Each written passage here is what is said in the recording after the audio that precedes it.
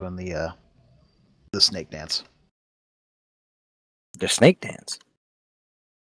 or as we have come to call it, the Saurian mating Saurian ritual. mating dance. Saurian mating ritual. Like the Axl Rose thing? No, it's an emote in STO. I know. But is it like the Axl Rose where he's like, nah, nah, nah. Or is it like actual, like you're on the ground doing the snaky thing? Like you can like sway your shoulders and hips in different directions. Yes, that would be the Axl Rose thing. Yeah, I'm older than you guys. Sorry. Look, Not older than me by much. Yeah. But by the time I saw Guns N' Roses, they were Velvet Revolver.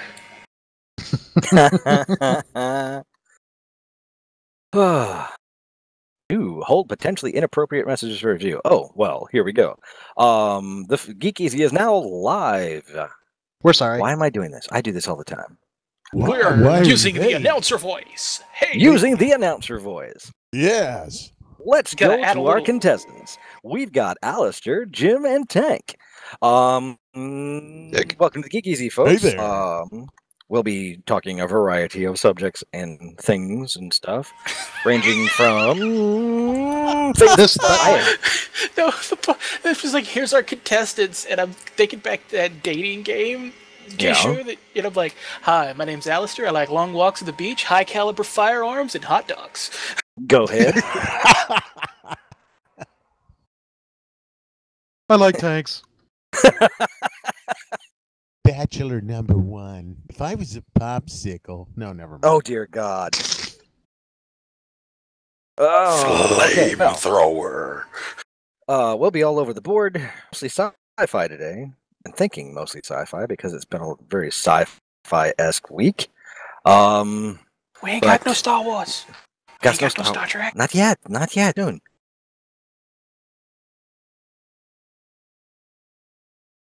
The following podcast is intended for mature audiences. The opinions expressed do not reflect this station or any affiliated partners. Listener discretion is advised. Still ain't got no Star Trek with that either. Uh-oh, I heard a roboting talk animal. about this. Oh dear. What the heck? Oh dear.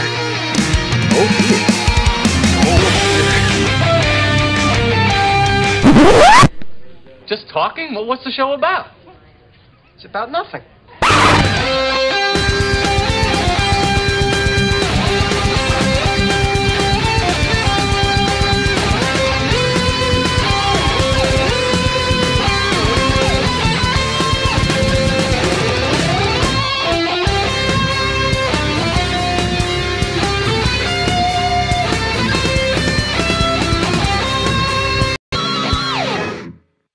Well, that was all kinds of stuff.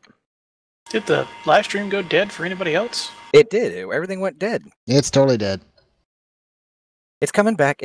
Still streaming, according to the streamer. Streamer lies. It's playing the intro again, apparently. Nope. It cleared. Okay, we're good. That was really, really weird. Now, we do have rain in our area, but nothing major, no thunderstorms. It's just the remnants or the whatever is left of Irma. How you liking them hurricane? Yeah, well, it's just rain. Shout out to all my friends out in Florida. I am very glad, and my friends and family in Florida. I'm glad you're all safe. Why the heck am I doing the Seth MacFarlane voice? Probably because of the No. Hi, my name's Brian, and this is Stewie. Hi, how are you? On the plus side, though, apparently Florida wasn't hit nearly as hard as they were expecting, except for the Keys. Well, that's not true.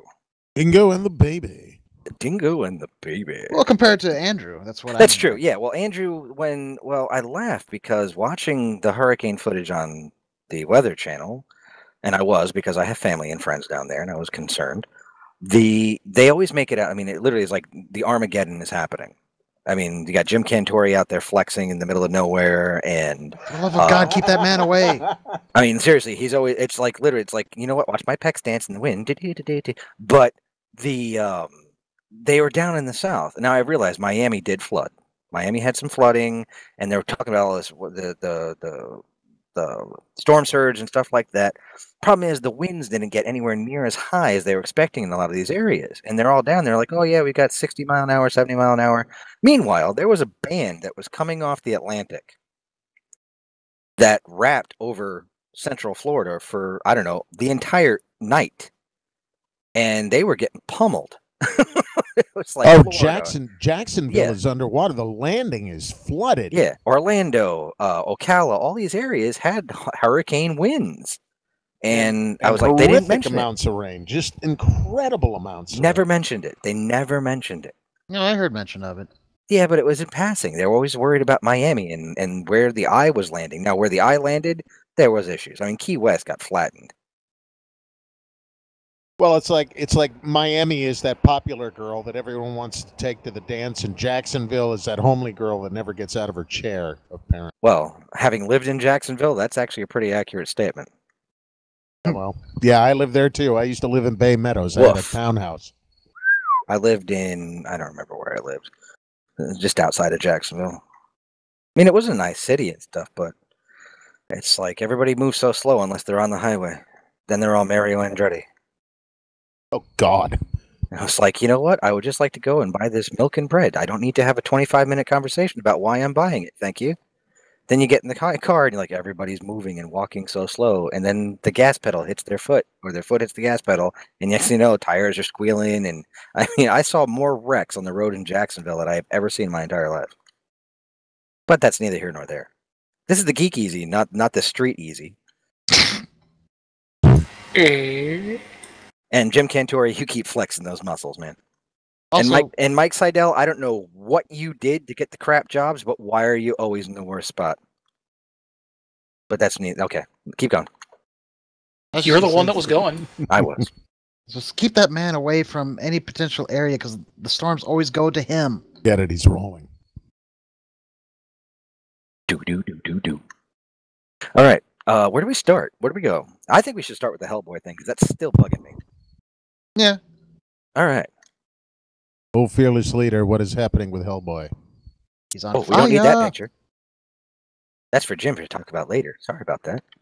We got Hellboy. They I guess Lionsgate and David Harbour, I think that's his name himself, posted images of him in the Hellboy makeup, which, as we know, the Hellboy 3 or whatever the reboot, Hellboy 3 was in development hell for years.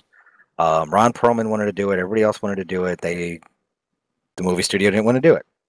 Then all of a sudden they're like, hey, we're going to do Hellboy again, but we're not doing Hellboy with Del Toro or Ron Perlman or anybody. We're going to hire David Harbour. Now, Harbour is not a bad-looking actor. He's just not who I would have considered to play Hellboy. And today they released the images, and it's quite funny. It's like, let's see. Don't do Hellboy with Ron Perlman.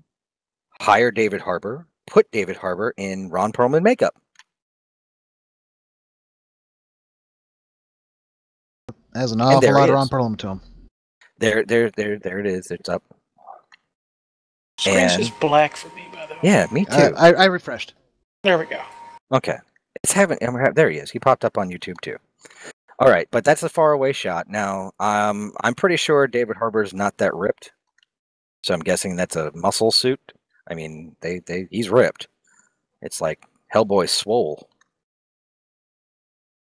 He engaged in the Swole Patrol. Well, that's what we want in our Hellboy, I guess. And there's a close-up of his face.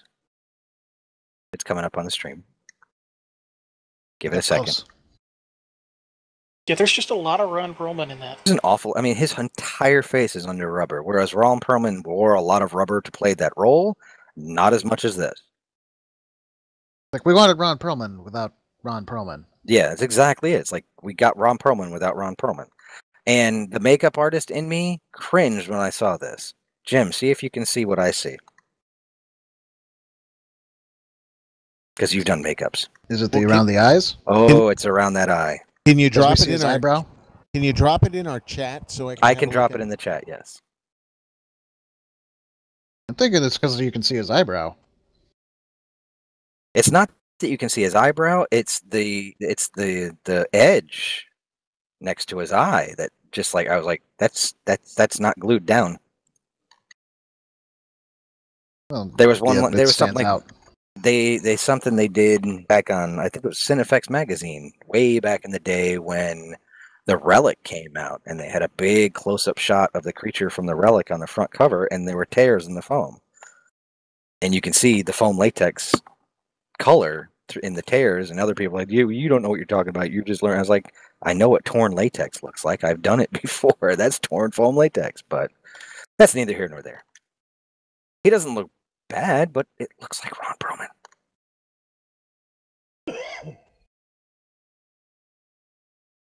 I want you to drop it in TeamSpeak, not on the Facebook chat. That's what I did. No, you dropped it You on dropped the it in the Facebook chat. Facebook chat. Yeah, that's the easiest place to go. TeamSpeak, I have to upload it. No, you don't. You just put a link.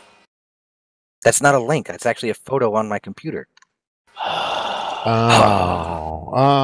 Well, don't worry. Hit there you go, Jim. There you go, Jim.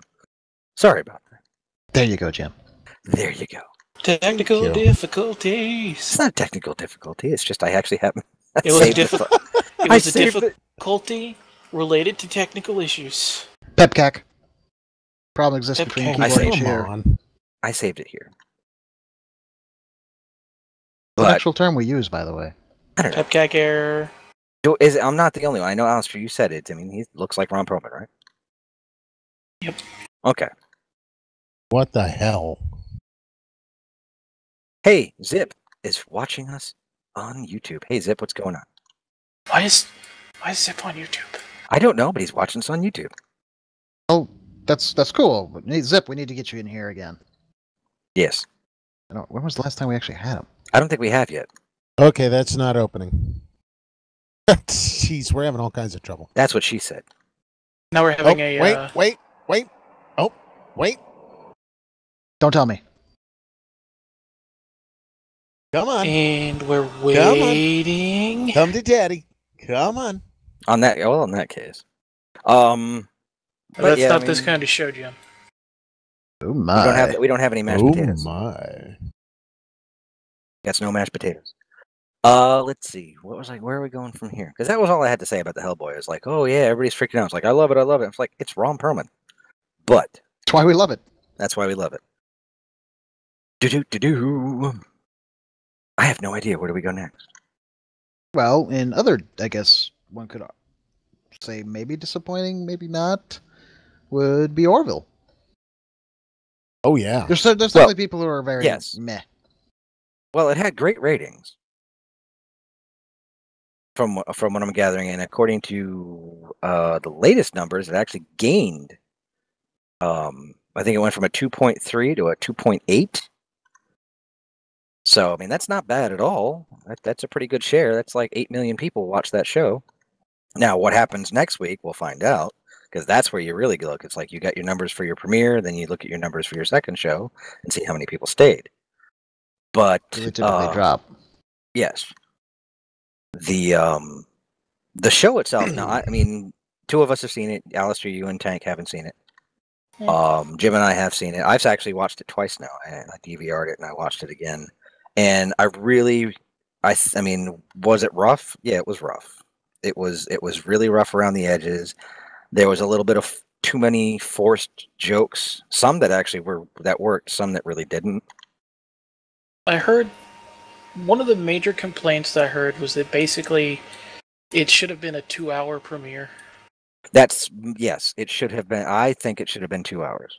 I agree. They could have drawn that story out and fleshed out a little more in a 2-hour time frame, and that would have been much better for the show. The cast itself has extreme chemistry. They all seem to work really well together. And surprisingly, Seth MacFarlane and Adrian Padalecki, I think your name is how you say your name, have chemistry. I didn't expect that. I was like, wow, they actually work well on screen together. Who'd have thunk it?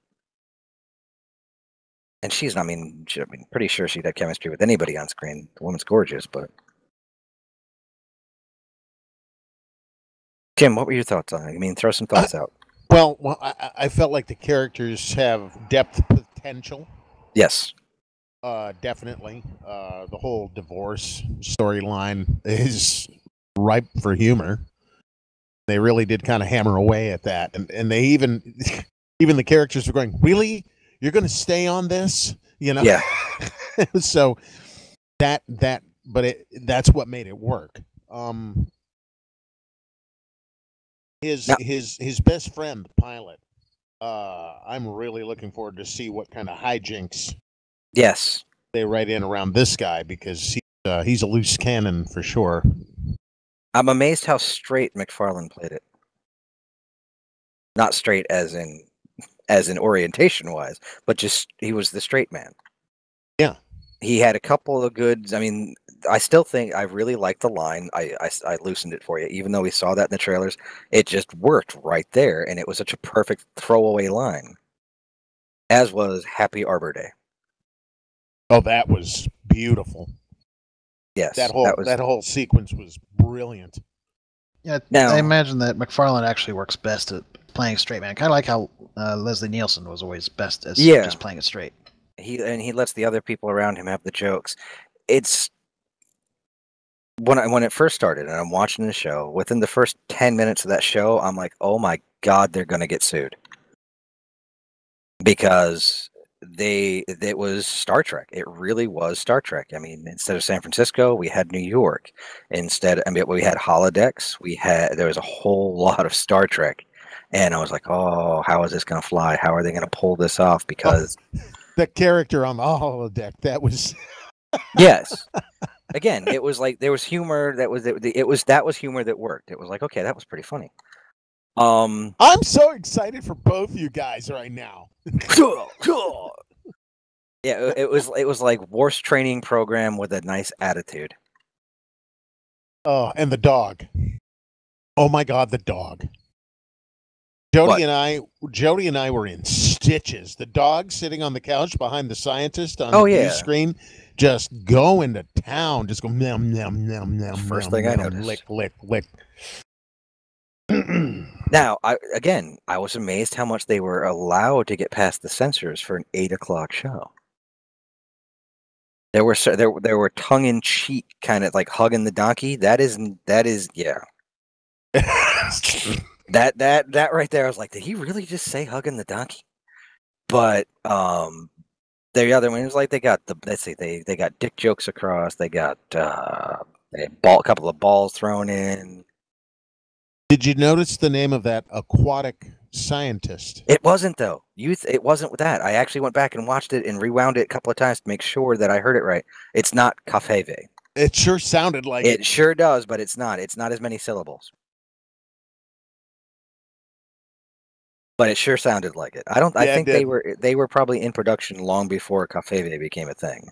I almost shot milk out of my nose, and I wasn't even drinking milk. I mean, that got me. Now, I know Wolfie's not here, and he would have loved to jump in on this. He and I we started talking in the chat on Facebook and stuff about it. And actually, no, we were talking here yesterday about it. Was it yesterday? Whatever. But there were certain, like, the things that he was amazed got in, and how straight they played it, and how close they played it to drama and actual sci-fi with the humor thrown in, which is a lot of what critics were having issues with. It was like, well, you don't know what you're going to be yet. Your show is trying to be funny, or is it trying to be a drama, a sci-fi drama, a sci-fi show? Yes. And that's where I'm like, okay, you know what? I can understand that. I think visually the show looks too clean. Not clean in a way like I want Battlestar Galactica dark and gritty. It looks digital. It looks like everything was shot on video. There was no depth in some of the matte paintings. Everything just looked it's all in focus. Everything's perfect. And I don't know, it didn't have a cinematic quality to it that some of the later Star Trek series had. But maybe they're actually trying to move away from that.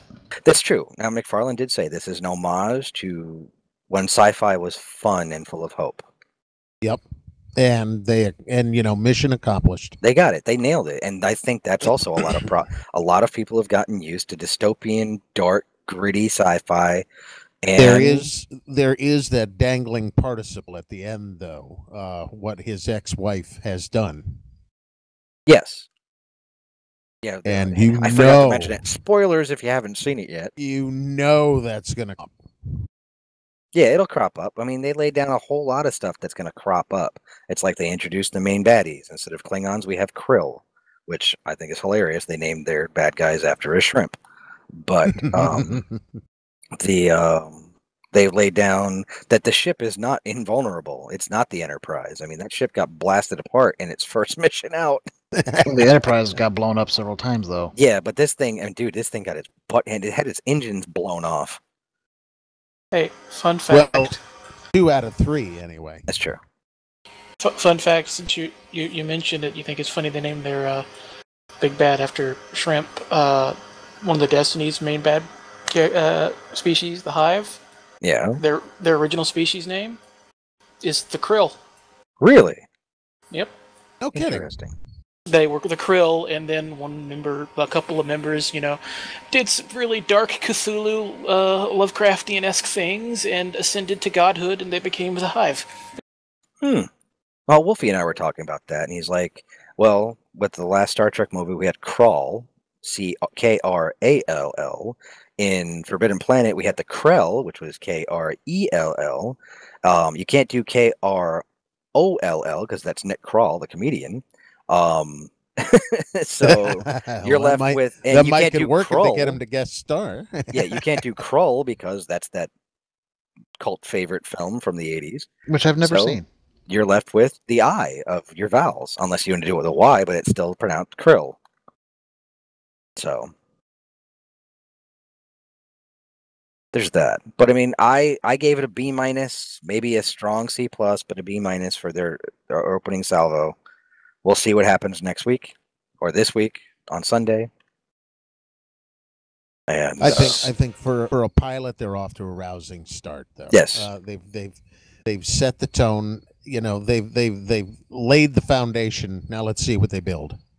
I'm just hoping they ease back on. I mean, I hope they got the potty humors. I mean, like Drew Penis is all over, all that kind of stuff. It was like that's the lowbrow stuff. That's like real lowbrow. You can keep it lowbrow, but don't have to go that far down. If they could get into a style of humor that's more like Frasier, yeah, then they'd have something. If then they would really have something. Let the humor come from make it more natural. It should be more organic. Yeah, I agree. It felt a little pushed and stilted. Make it more like MASH. Okay, here's the joke. Yeah, make it more like MASH, where the punchlines were the dialogue, not it was a lead up to a punchline. Yeah, where the banter back and forth. Because I mean, I'm sure. I mean, if you watch The Family Guy, they can do banter comedy as well as zinger comedy. Right. So, yes.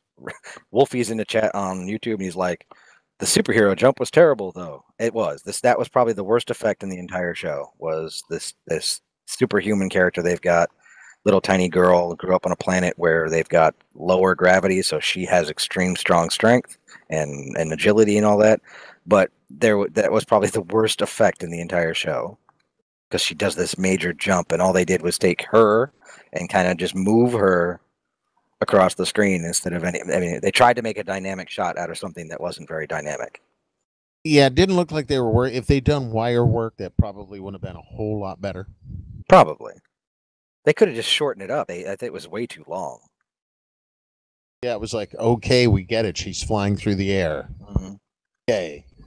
Model work. The fact that they're doing model work on this show is Oh incredible. my goodness. And you can tell there are spots like, wow, that really looks good. And they did enough. The CG was good enough that you didn't have to worry about it. Yeah, and the meshing between the two was very nice. It was clean. It was very well done. Yep. Because I was looking, okay, is this CG or is this a model? Is it the model or is this CG? According to McFarlane, anytime that it's not doing acrobatics, it's a model. Oh, nice. Okay. So anytime, any beauty shot, any beauty pass, any long sweeping shots, that's all model work. Beautiful. That's been composited digitally. It's about damn time, is what I can say. As a model builder, that thrills me no end. Now, what's really sad is I don't have a switchover to go into Discovery because that goes. They tie hand in hand for some reason. They're like joined at the hip because we've got Fox's sci-fi show, which is a homage to Star Trek, and then we have the new Star Trek coming out in 11 days, which is not an homage to Star Trek, in my opinion, but okay. Yeah, but some of the newer stuff I've seen, they actually have knobs and switches on the Discovery, and I am convinced that there's time travel going on in the first episode. There's no way that the Shenzhou and the Discovery are from the same time frame. No way. The ships look. I mean, one is like it's way too advanced, and then you look at the Discovery, and they've got knobs and buttons and switches, and do they have like the heads-up panels and stuff? Yeah, but the Shenzhou had all these touch screens and all this. I mean, it looked very new compared to some of the other stuff that's been floating around. And I realize, Alistair, you're on a forced fast of anything Discovery because you want to be surprised when you see it. That's all good. I don't want to spoil too much for you, which means you haven't heard the new title track that was released, the sample of the new opening theme, which we're, again, funny that we're on odds of this one because I thoroughly enjoyed it, and Jim, you seem to have not. No, I was expecting more from it. I was expecting more of the feeling I get when I hear Alexander Courage's theme, or when I hear Next Generation theme. Yeah, but it's funny because it plays more in the Deep Space Nine. This felt a little Voyager. darker. It felt a little down. It didn't have the swell that I expected until the very end. True. When they go into the Alexander Courage theme. Yes. Now I have to say I am very happy that it doesn't have the stupid little flutes and stuff thank you, new Battlestar Galactica. After Battlestar Galactica, everybody had their little flutes and had to have some kind of chorus in the background singing nonsense. Yeah. And it was like everybody was doing it. Every sci-fi show that came out had. And I hate that. So the best part is in BSG it actually made sense because it was an actual language and it actually coincided with the plot. And then everybody's like, let's copy that, but not do the context. It was like when The Matrix came out. Everybody all of a sudden started shooting through green filters or started color grading their films green. And or bullet after time. was it after Inception came out? All the trailers had. Yes. Yeah. I mean, it happens in Hollywood, and it happens a lot. And it's nice to know. You mean no original thought? Yeah, that is a problem. Well, with Discovery and Orville, I mean, they've got full orchestras doing their music. They don't. It's not canned. It's not digital stuff. It's orchestras. It's actual instruments, And which that's great. Which is great. Hopefully, we're seeing a renaissance now. Maybe we'll get back to more scripted. I mean, I would not mind good scripted dramas. I guess I was just looking for a theme that was more uplifting, and this felt a little dour to me. It felt heavy, and I wasn't what I was hoping for, I guess. If that makes any sense. Speaking of things that we weren't hoping for. Oh, apparently, are you going to do it? You're going to do it? I don't know. I guess we'll see if I do what you think I was going to do. Oh, here he goes. Oh, well, go ahead. We'll see. We weren't hoping for it, but we're getting J.J. Abrams for Episode 9. Yep, and I was already ready for it. Get out of my head, you! No, he's up there. You know what, though? I don't think Jim's pleased about this. I don't... As long as he doesn't try to rehash Jedi. That's the thing that bothers me about it, is like, you know, we saw Star Trek and Star Trek Into Darkness and then, of course, Force Awakens. And it's like, I walked out of Force Awakens feeling like this man has no original bone in his body. And granted, Kathleen Kennedy apparently has kind of an iron grip on it, and it's working because they're making money. Nothing against her on that. I will not knock her for that. I hear she is someone you don't want to cross. Yeah, but considering what she's, shepherding here, I can kind of understand that. So, all right, fair enough. I get it. She's in charge. But all the same, you'd think they'd have a little bit more leeway in the creative process, create something that's more unique, stands up more, whatever, or anything. And yet we definitely got a repeat of A New Hope. Well, he's done it twice now. The Wrath of Khan and A New Hope. Yeah, well, I mean, the 2009 Star Trek was Star Wars. There's no ifs, ands, or buts about it. It was Star Wars. Yep. It was Star Wars wrapped in Star Trek. Was it bad? No. It had its moments where you're like, I Opinions can feel it. vary. But again, I can go back and they have a rewatchability for me. And I actually just went back 2 days ago while I was working and doing stuff and sketching some stuff out. And I had Into Darkness playing in the background. And I know you're going to you actually put it on. Yes, I put it on. And then I actually got caught into it and I was watching the movie. If Into Darkness did not have the con aspect to it, or they had just tweaked things slightly, I mean, it's not a bad movie. It really isn't a bad film. It actually has some really tense moments. It has good pacing. What they should have done is the Gary Mitchell story.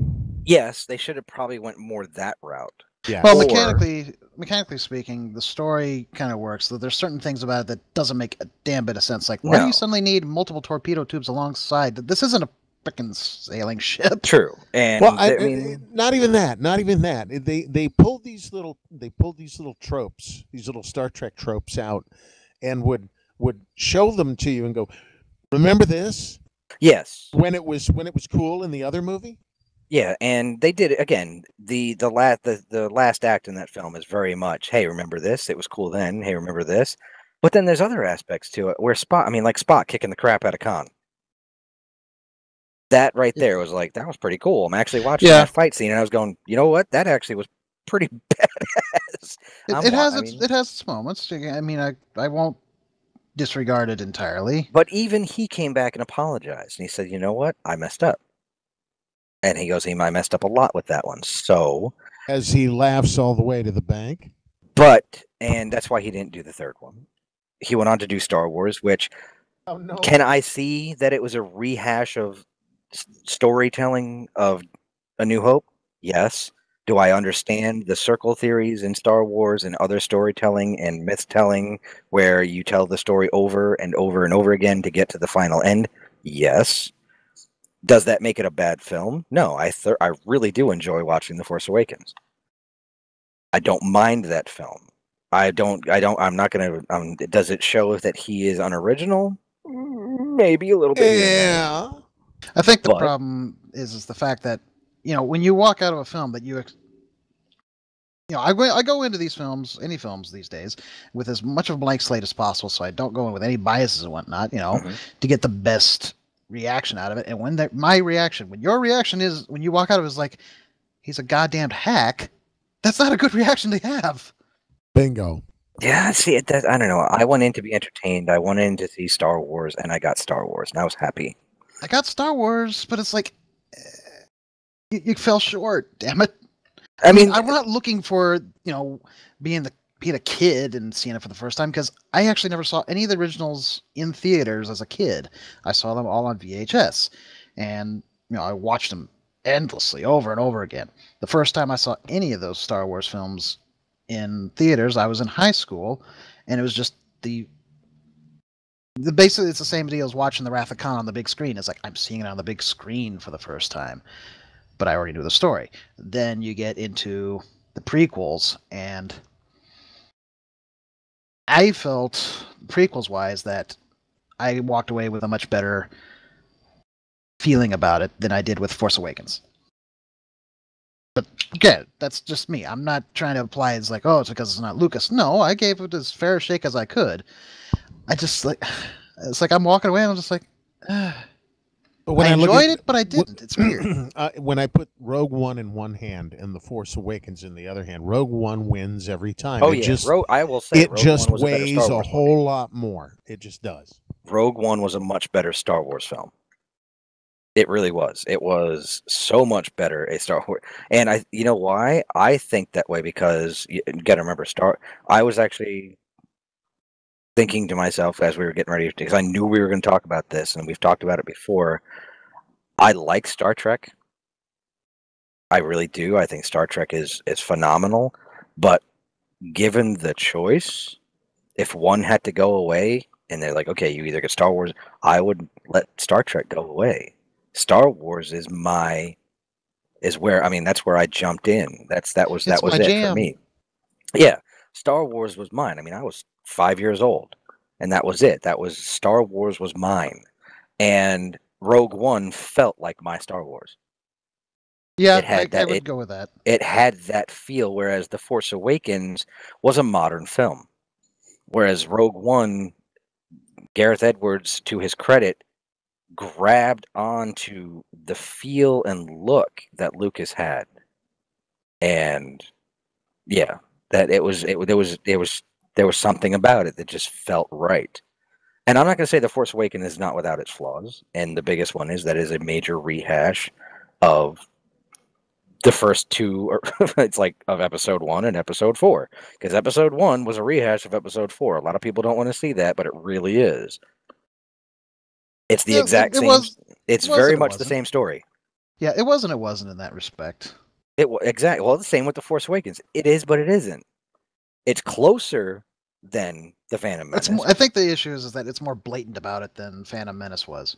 Yeah, it really was more in your face about it. And this is where my fear with episode 8 is coming, because the more we see about it, and the more that was the way it was laid out and left in episode 7, the more and we already know that episode 2 and episode 5 have their similarities.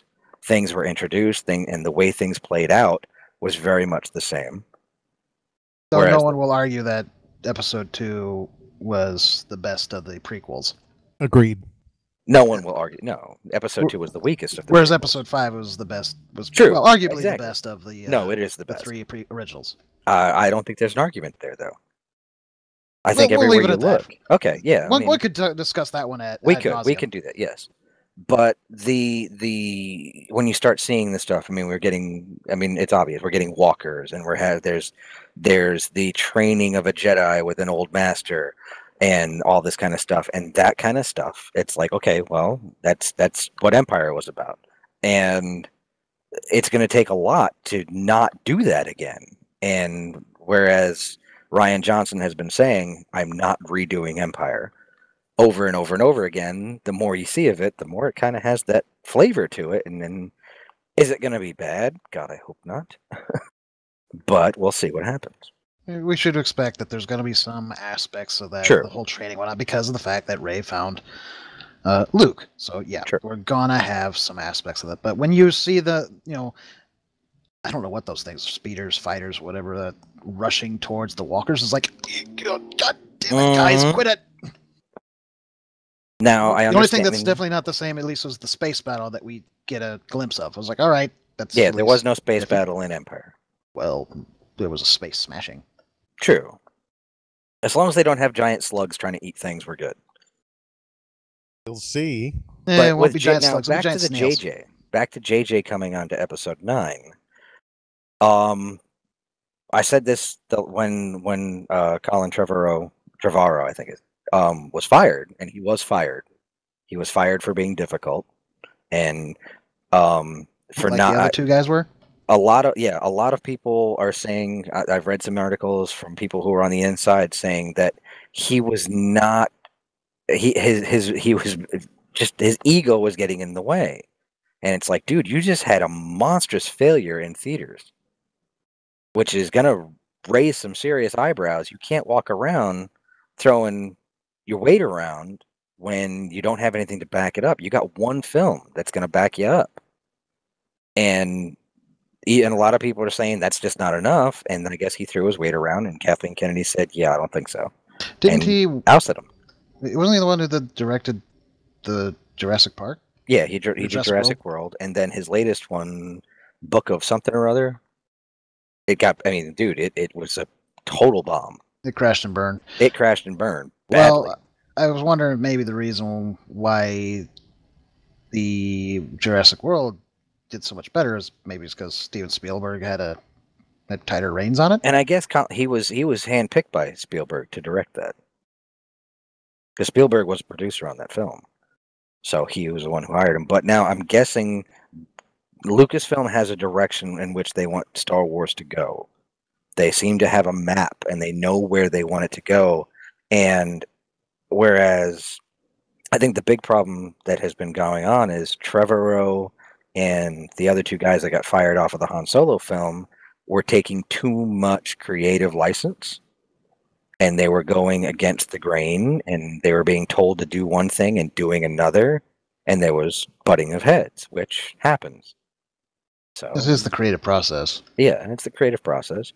Bringing in Abrams, honestly, I mean, I know I'm going to be in the minority on this one. I would love to have seen what Lucas could have done with the last Star Wars film.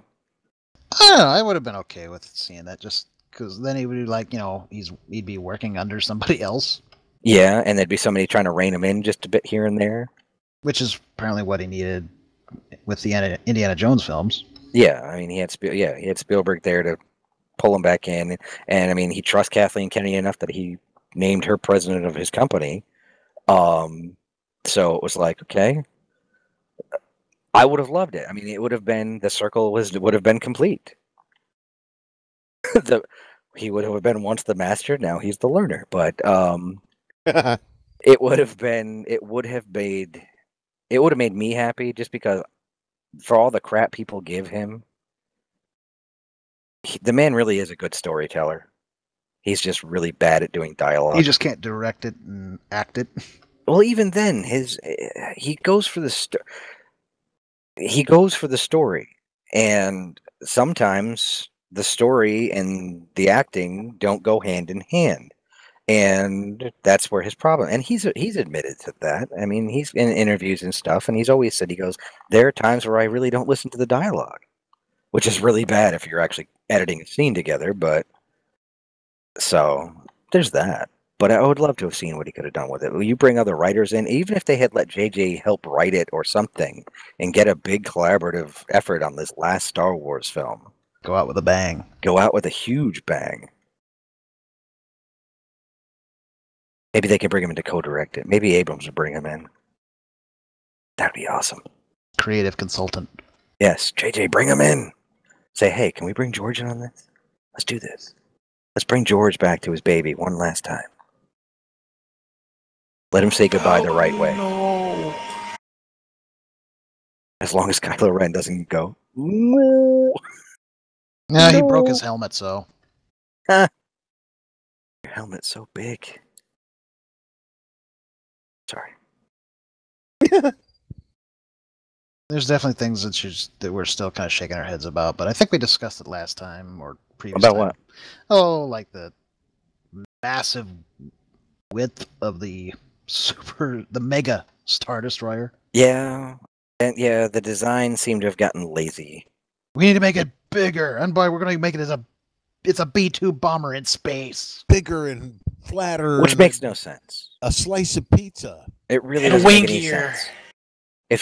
If you're rising up from the ashes of the Empire, which means your resources will be limited but not completely drained, where the hell did they build that giant ship? See, I like the idea, the basic concept behind it. They're presenting that this is basically their home world, so to speak. It's basically their mobile headquarters. Yes. It's where they build the ships, repair the ships, and everything like that. I like that. But it is way too damn big. Which is ironic considering how much, we enjoy, the whole big ships thing.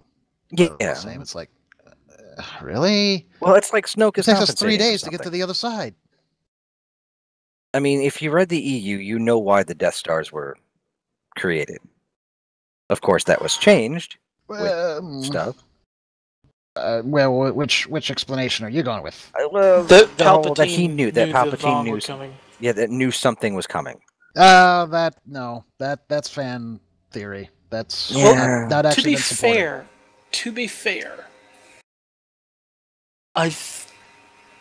you guys have read Thrawn, right? Yes. There's the whole fact that Palpatine and Thrawn are aware that there is some sort of danger out past the unknown ranges. Mm-hmm. But it's nebulous still. Yeah, it's But not. It's Palpatine's still not nebulous.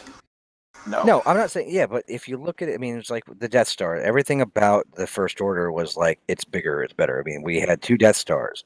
in Star Wars. Now, there's the argument, even though it's still an argument. I know people have said it's been settled as to if the Death Stars were the same size or one was ginormously bigger. Either way you look at it, there were 2 Death Stars, and now all of a sudden the First Order is like, well, we have to do it bigger, so they made an entire planet. It's not just a moon, it's a whole planet. And now it's like, well, the Emperor had his Super Star Destroyers, and now we have this basically continent in space. We have a Mega Star Destroyer. We couldn't even come up with a better name than Mega Star Destroyer. It's all right. I'm working with the GM for that little RP I'm in, where we've kind of decided to branch off from canon because of how screw up it's getting. We're going to blow it up by ramming it with the Eye of Palpatine. There you go. Now, speaking of canon, and that things in Star Wars are much different than things in Star Trek, whereas anything written down in a book in Star Trek is not considered canon. Things seen in video games, which I'm going to start to seriously say no, because of the way they've been tying in the Star Trek Online and bringing in a lot more stuff from canon into the game, i.e. the latest episode. Stowe is probably the continuation of canon, even though it's not official. It's not official, and a lot of people are complaining. So, I mean, in my head, I looked at it, that last episode I played, I was like, yeah, it's canon. There's no way this isn't canon. CBS is definitely tied into this. Yeah. Yeah, CBS has to approve pretty much everything. Yeah. And with LeVar Burton making an appearance and the Nexus and all of that, I was like, yeah. So everybody's saying, oh, it's not canon and the F isn't canon. I'll fight you on that one now. Because, I mean, this last episode was pretty blasted close to tying it all together. But back to Star Wars, anything written in a book now is considered canon, whether it's comic book or novel. And now we've got what was it? We have the Star Wars blips, which I'm not sure, which are those little shorts they have with the droids. Yeah, I don't think those those are probably going to fall in the same line as the old one shots and what about the what ifs? Destiny, Star Wars Destiny? Forces of Destiny, yes. Those are considered canon because they're essentially deleted scenes. Yes. And they're actually pretty good. They're not bad at all. I mean, they're really good. I've seen the one of the Leia ones. I've seen one of the Rey ones. The Rey ones. The Rey one was basically just a deleted scene from The Force Awakens. Yeah, well, actually, the first 2 Rey ones were essentially deleted scenes. Yeah. I've seen part of the one with Leia and Sabine. I haven't been able to watch all of it. I love the fact that Sabine uses paint bombs. Yes. That's how she rolls. Well, going back to the canon side of things, the books, we've had Thrawn now, which was a really well done book. I haven't read Phasma yet. We've had the Aftermath books, which, in my opinion, weren't as good as they could have been. Agreed. The Princess Leia books that they did, that I can't remember the author's name. I've got them laying around here somewhere. She did an incredible job of capturing Star Wars, and those are considered canon. All of the comic books now are considered canon, unless said otherwise. The new comic books coming out. That's going to get problematic. It is going to get problematic. No, that's the Marvel comic books are considered canon. The new IDW now has the license again. They're a licensed. IDW has a licensed comic book, Star Wars comic book coming out. It's an anthology book, kind of like the old Star Wars tales. It's not considered canon. Because it's not Marvel's. Because it's not Marvel's. Marvel's canon books are all over the place. And I don't know about all over the place, but there's definitely some things you're just going, Yeah, it's like, how, what, really? The events in some of these books that take place, it's just like, yeah, I don't see that happening between Star Wars and Empire. It's just an awful lot going on there that you probably need to tighten it up. There's only been 2 years, guys. Yeah. Yeah, it's that whole witch thing and all that kind of stuff. It was just odd. The Vader book, Tank, you had mentioned this before we went on the air. It was a letdown. Well, up to the most recent run, it was good. Yes. This recent run, I'm just going, and then it's like, oh, okay, all right, fine. Let's see how Vader becomes this badass Sith. And we didn't see that. No, we still don't have it.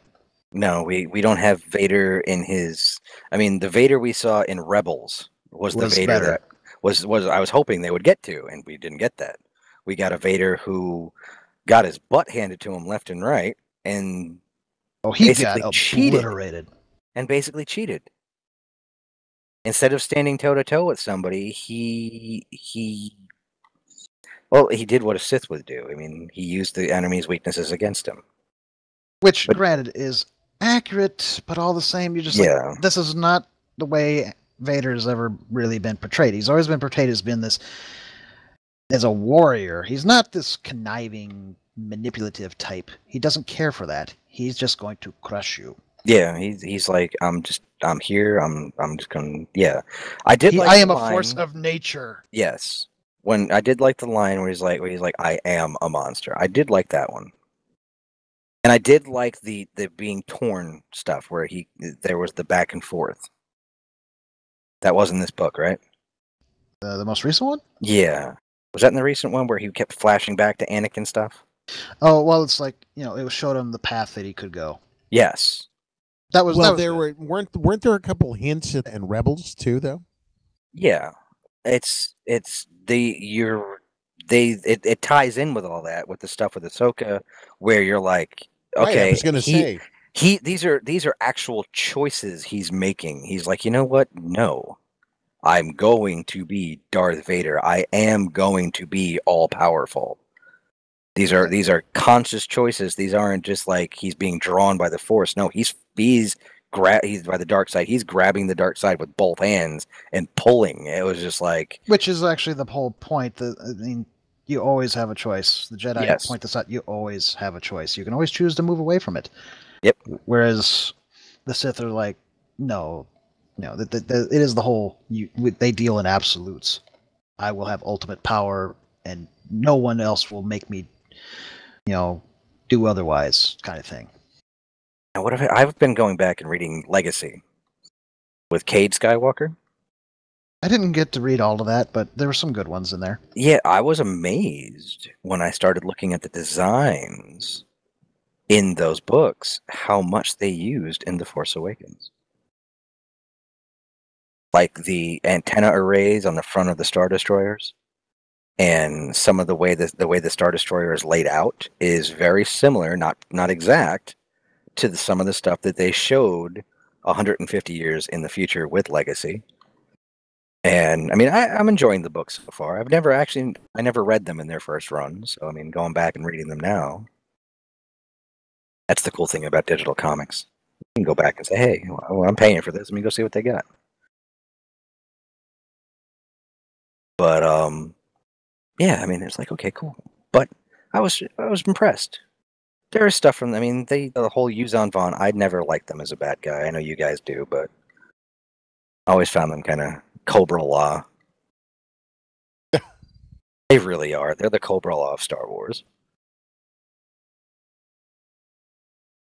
It's just missing Serpentor. Cobra, la la la la la la. I mean, they throw starfish at people. Starfish. Fly around. Stop that. Starfish. Yeah, I don't know. The Phasma book. That's where I wanted to go with this. We're supposed to believe that in the first issue of the Phasma comic, that as the Starkiller base is being blown up and torn apart, she made it out of the trash compactor from one side of the base to the other, through the woods, over the hills, and all this kind of stuff in like 5 minutes. Well, the timing is a little. It's questionable. Totally wonky. I was like, "What has she got? Jetpacks on her feet?" Well, it's also flashback. So yeah. Though one of the things I want to point out was from a conversation that I had with Michael Stackpole, and back when he was writing with the Star Wars books, especially the last one when they got into the Vong War stuff. It's like that was actually, if you think about it, a prelude to how Lucasfilm is doing things now, because he said that they had a very specific direction that they wanted to do with those books, and it came from up on high. You know, granted, on high being editors, but I'm willing to bet that the editors took their cues from Lucasfilm to some degree, at any rate, and they had their limits within, you know, these criteria, and so they worked within that. So that is like, you know, kind of the prototype to what happened now, only now it's been expanded beyond to the comics and the games, possibly. I'm not sure with the games yet. And, you know, the movies. So for anybody to try to say that they just now have a real sharp focus on what they're going to do, I think they've always had it. It's just become a bit more prevalent now that you don't have Lucas really helming it. And, you know, he's some things that would, oh, this is canon, that's not canon, would change on a whim. And we got Firefly talking in the chat here. There's an idea for that chap who does those cross-universe matchups. You're going to have to explain that one, Firefly. Yes, you are. I'm trying to think what chap who does cross-universe matchups. Who, me?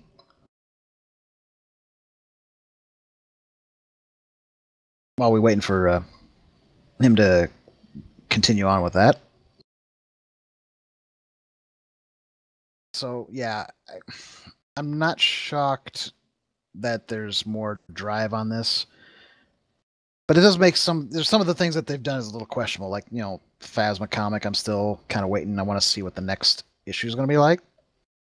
Because at least we're getting a sense of her characters, because you got nothing in Force Awakens. Yeah, she was Boba Fett of the new trilogy. She looked cool. She kind of stood there, but did absolutely nothing. Yeah, you really nothing didn't at need her. all. She did look cool. She looked very cool. I'm hoping we get to see a little more action from. Yes, because that actress is really good. Oh, she's good at what she does. But will the helmet ever come off, though? I don't know. I got to give whoever does the makeup on Game of Thrones. Now, I have never watched the show, but I have seen photographs of her in character on that show, and she's not the prettiest thing to look at. And then you see her just normally, and you're like, oh my God, she's pretty. She's stunning. It's a night and day difference. Yeah, and which makes sense, because that really character's tall. supposed to be very well, she's very kind of tall. mannish. Yeah. I mean, I saw she was at some premiere or something. I was like, "Oh my God, look at this woman! She's all legs. Oh my God, she's like she's like this mountain of woman." But it was like, she was. I mean, I was at my jaw. I was like, "That is not the same actress." It was like just a little mascara, a little blush, and it's like, boom! Check it out. They got to do something else with her on that show. There has to be some kind of prosthetic or something done that changes her face shape. I haven't heard anything to that effect. Because her jaw looked, I mean, everything just looked different. I was like, wow, wow. But well, yeah, hopefully, it's all makeup. Hopefully that the helmet comes off and we get to see. I mean, first off, it's like, yes, we are aware it's a female character, but again, she was a female character that did absolutely nothing. Oh well, the helmet will come off all right. You know what happened to Jango Fett, right? True. Zonk. I think she'll make it all the way to the third one. Well, considering that the comic is portraying her as actually being much more competent than what the film did. I don't think Hux is going to make it out of the second one. No, Hux is dead. I hope so. Just, I didn't say. The sneering little ponce. I don't like him. Freaking Weasley. He wasn't. Was he one of the Weasleys? Yes, he was. Oh, jeez, I forgot. He was He was the Weasley you never really saw. Was he Bill? The oldest one. Really? I think so. I think No that's way. Bill, because Charlie was after.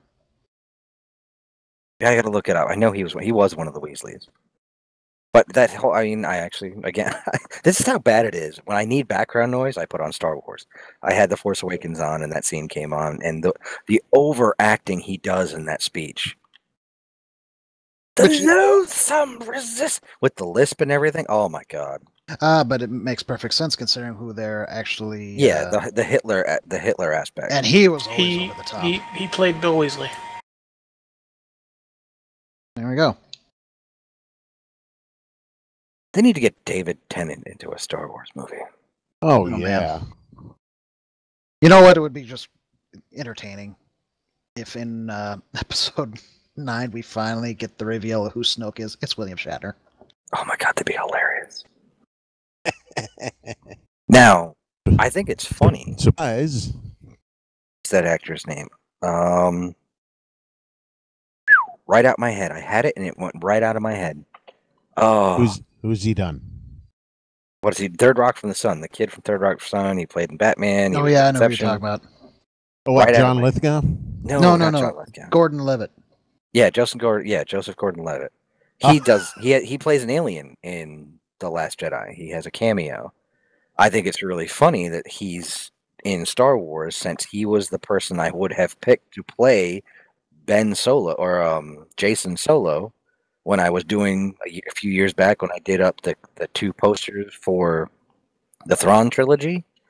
I was just doing fan art, and I did some photo minutes and some paintings and stuff, and his name went in the credits. He's not actually in the posters because those kids were never in the posters, but everybody was like, who would Joseph Gordon-Levitt play? I was like, Jason. Yeah, I could see it. Though, the argument that, was it Adam Driver? Adam Driver. Yeah, Adam Driver. Being child of, Han Solo actually makes a lot more sense now that I saw the picture where they did the split of young Harrison Ford and Adam. And you're like, oh, crap. Actually, that's really good. Yeah, it really is. It was good casting. Oh, she better not turn out to be a Skywalker. I wanted to be a Kenobi. Yeah, she better. I want her to be a Skywalker. I do not in any way, shape, or form believe it's going to be a Kenobi, because Kenobi, even though in Clone Wars he had feelings for, Sabine. No, not Sabine. Not Sabine, Satine, sorry. Satine. Yeah, Satine. It never got consummated. He was a straight shooting, pretty much, the stereotypical Jedi. He gave himself completely over to it. It's not going to happen. There was no giggity. Probably not. No moment of weakness. And besides, I don't know, she would be much too young for that. He had quite a few moments of weakness in the old canon and in the Clone Wars. I remember when I left your mother that night. Oh. Actually, she would have to be his granddaughter. Hey, Luke, who's your daddy? Age-wise, she would have to be Kenobi's granddaughter. Or great-granddaughter. Which is why it makes more sense that it... Yeah, it makes more sense she's a Skywalker. Well, the obvious choice is that she is Leia and Han's son. Or daughter. Son? Whoa. Son. She is Are you Kylo choosing her Ren. gender? Jeez. She's Kylo Ren's sister because see, now Wolfie has to throw that in there. She's a Palpatine. Oh, for God's sakes. The time frame works. Kylo Ren would have been gone. She could have been born. He would never have met her. It would have worked. She's 10 years younger than Kylo Ren. He would have already been gone with Luke. They're just not twins. They're just not twins. That's why... I mean, it's possible she's a Solo. I'll grant that too. Because if Luke left and he went on to his exile, and he would, being a Jedi, would not have taken a wife, the only way she's a Skywalker is if she is Leia's daughter. Unless there's another Skywalker kid floating around out there somewhere. Or he actually, did meet up with Mara Jade. We just never get told. True. There was somebody. Oh, who was she? I can't talk about it. But I highly doubt that, let's see, a blonde guy and a flaming red-haired woman would have a brunette daughter. I don't know. It's highly possible. Let me assure you. I have a younger brother who's got brown hair. Ray Dodonna. No. Ray Madine. Man, is it Mandine or Madine? I always thought it was Madine. General Madine. Or Nadine. Madine. Nadine. Yeah, Nadine. No, the whole blonde redhead thing. Yeah. Yeah. My mother was It's blonde. possible. My father was redhead. I have a brunette younger brother. Okay, that's true. It happens. Skips a generation. Yeah, but I don't know. Luke recognized her. That was a given. He knew who she was. That look he gives her at the end where it's a sadness of, why are you here? Crap. It wasn't that everyone's like, oh, he was looking at the saber and he was sad. And he was like, no, it's not the saber. He was looking at Ray as in, why are you here? You should not. He goes, I hid you for a reason. You were hidden for a reason. Why are you here? But we'll find out in a couple of months. And of course, we Ray could be completely wrong. was about to, lose her lunch. Yeah. Well, because apparently she was sick. It was it was a living legend. No, she was literally sick. Yeah. I just remember the way she described that. She's like, there he is. You got Mark Hamill. He's, really into the character and he's doing his thing. And then there's me. I'm like, I'm doing everything I possibly can to keep from losing my lunch. What, you get a hold of some bad haggis? She actually did get some. She's like, it's just seafood, I think it was, or something. And she's like, I think it was bad because, yeah, it hit me fast. And I had to do multiple takes. It's like, I felt like I was ruining it for him. Wolfie, you're killing me. You're getting all this Wolfie stuff. I'm seeing nothing. Yeah, Wolfie said, actually, I've known all along she's a Tarkin. Oh, for the God's sakes. Wolfie, get out of here. Stop that. Stop it. Bad You're not even Wolfie. in here. Bad. Very bad. Okay. Get out of here, Wolfie. Speculation time. Here's where the good part of the show comes in. We're going for. Where are we doing another 2-hour show? Or are we going to cut this one short? It's up to you. Yeah, Cut it short Okay, if you we'll want. just shoot the speculation out there. your real call. quick. Okay, we can go for an hour and a half or so. We've only been on the air for an hour and 7 minutes technically. We got delayed. We got delayed. With Colin Trevorrow and just being lost. J.J. Abrams stepping in. There has been rumors that the idea of resurrecting Leia for episode 9, they popped their head up again. If that were the case, would you feel it was immoral or some kind of slight to Carrie Fisher if they were to digitally create her or recast the role? Absolutely no. I wouldn't recast it just because you can't get away with it like you did in The Matrix. No. Carrie Fisher is Carrie Fisher. Yes. She is Princess Leia, or General Leia. You can't just put somebody else in there and, doll them up with makeup or whatever. Now, if you want to do the thing with Tarkin, I guess you could.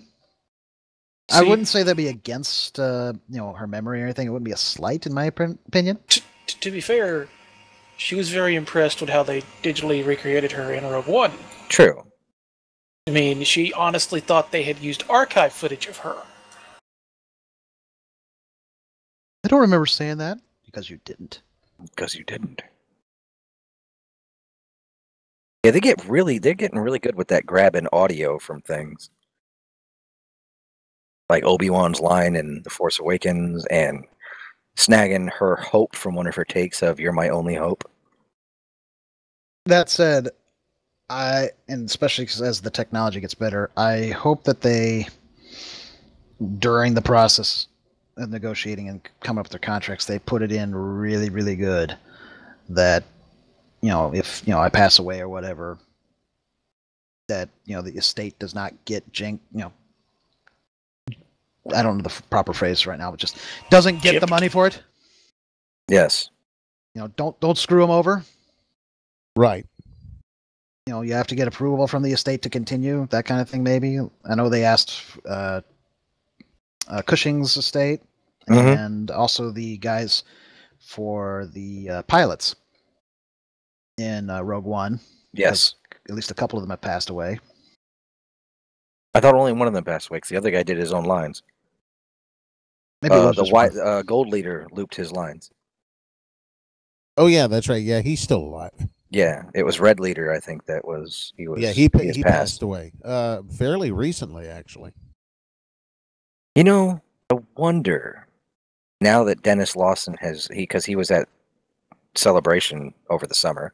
He's never gone before. It was his first celebration, and he was in awe of everything. I saw the interview with him, and he was just like he was blown away and they asked him about was he approached for The Force Awakens, and he said yes, I was, and I turned it down. It's like, well, how about get Wedge back into it? Bring Wedge back. I'd be fine with that. Although he himself had said, yeah, they approached me, and I said no, because I ain't going to do anything. There's nothing I can do. Well, I mean, look what they did in Aftermath. They made him a central character. Sure. Although, if you think about it, I can see why he would have turned it down, because, I mean, look at what Akbar, he had just a couple lines, and that was it. Mm-hmm.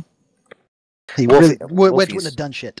Wolfie's jumping all over the place in here, and he's not jumping all over, but they did say they weren't going to bring her back that way, but that was when she first passed away, and they were first writing the film. Now they're bringing in new writers. JJ's on the film, and we have no idea how Rian Johnson is sending her off at the end of this film. So I could just be blowing smoke right now and not know what I'm talking about because I haven't seen the film. Because she might have a really nice send-off in this film. Yeah, I mean, that's the way that would have to be. You have to make it a worthwhile ending. You can't be like, oh, and by the way, she died. Yeah. Oh, yeah, she's got to go out in a blaze of glory. Oh, glory and justice be to Bahamut. Oh, wait, that's the wrong thing. What? I'm going to be playing a cleric in a D&D game here, and he follows the god Bahamut. Yes. Was very much into justice. That's right. Crispin Glover did sue over Back to the Future and won because he used his likeness without his approval. Yeah, so that's why I'm hoping that if they do that, that they don't, screw him over. Well, it does raise moral and ethical questions. If you can resurrect, I mean, it's like you can make a John Wayne film nowadays if you really wanted to. You could. Well, again, it comes down to would the estate allow it, and if the estate says no, then end of story, done. I mean, we could have a John Wayne, Charles Bronson, young Clint Eastwood movie. Ooh. Oh man. I don't think it would work because the reason for that is that you have to have the actual actors involved, the real actors involved, because what goes on outside of the filming, the chemistry that they build is integral to them portraying their characters on the screen, and you're just not going to get that. No, even with Tarkin, it's a very straightforward character that he's portraying. So, and he's a jerk. I mean, he really is a jerk. Tarkin is a jerk. Yeah, so that one's not so difficult to work up. But in the case of John Wayne and Clint Eastwood, I mean, these guys have got personalities that are just they're big. There would be clashing. That's true. You're just not going to be able to get that without having John Wayne present. True. Man, when that Tarkin first showed up on screen, my jaw hit the floor. I was like, "Oh, oh, hey!" Sitting in the theater, and I heard someone out loud in the audience go, "You gotta be kidding me!" My buddy Tony and I were sitting there because we went and saw it together. He was up from Arizona visiting family, and we both were just like, "Oh!" Now he's as big a Star Wars geek as I am. And there was actually throughout the entire theater there was an audible inhale of yeah, and then there was the whooping and the hollering because Tarkin just turned around on screen 20 years after this guy died. And you're like, whoa! How in the hell? I leaned over to Jody and I went, "How in the hell?" Yeah, there was one of those moments. I remember going to school I was doing the makeup and the sculpture stuff and model building, and I went and saw Toy Story with my now wife. We were dating back in college back then, and to this day, it holds a very dear spot for both of us. I love the original Toy Story. We walked out of that movie, and I looked at her. I'm like, I'm out of a job. I haven't even started. And it's like they made stuff look real. This was the first time we saw real stuff on screen that way. And I was like, yeah, I'm out of a job. There's no way.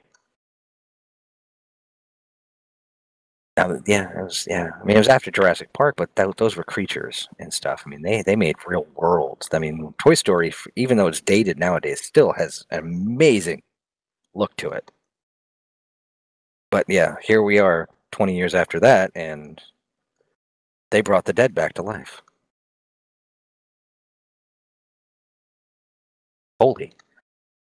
Does the L in ILM stand for Lazarus?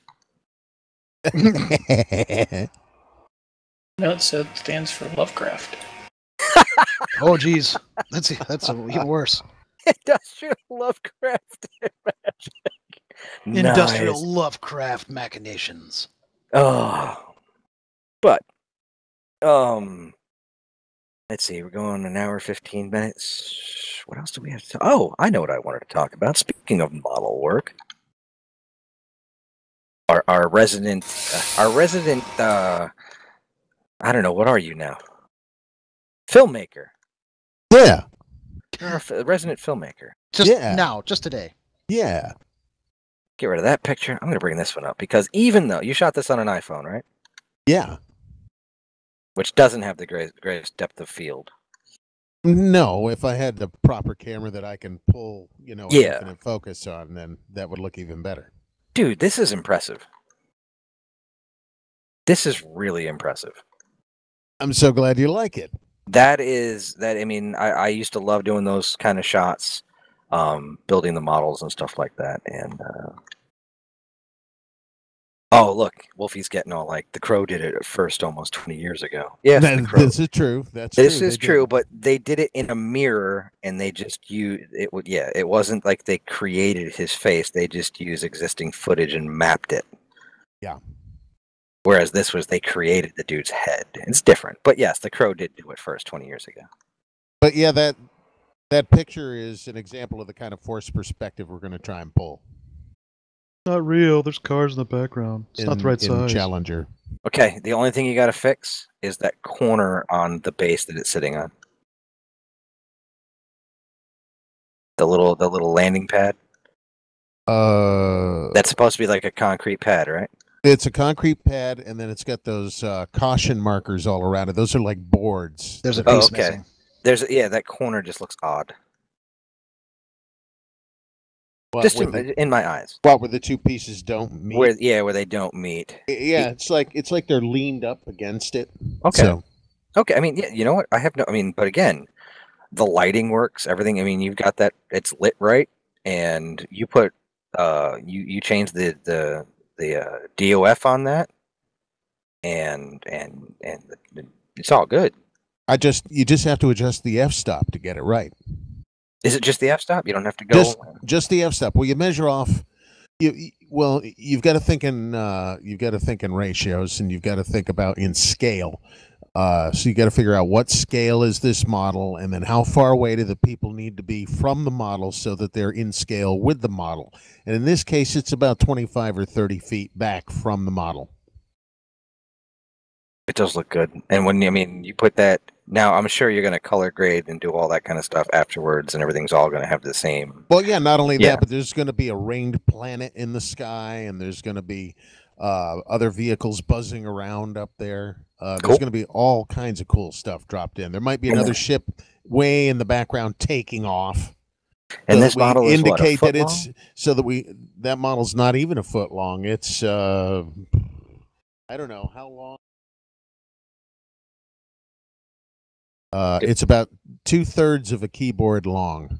Oh wow, that's still. It looks really good, dude. I had to show it off because this looks really good. There's Well, thank film you for doing canisters. that. Yeah, those are old film strip canisters. Those are hard to come by these days. Someone sent me a whole box of the damn thing. What am I going to do with these? And then I went, oh, these are going to come in handy. And the thing is, someone donated to us a bunch of military grade equipment crates that stand about 3 and 4 foot tall. I mean, we've got a warehouse full of the damn things. Metal? Metal and some kind of composite material. They're probably not crates. If it's what I think it is off the top of my head, there's good chance those are the mic cans. They're enormous. No, I mean they're those things. Okay, no, yeah, I know no, what no, you're talking about. no, they're enormous. Yeah, those containers. Yeah.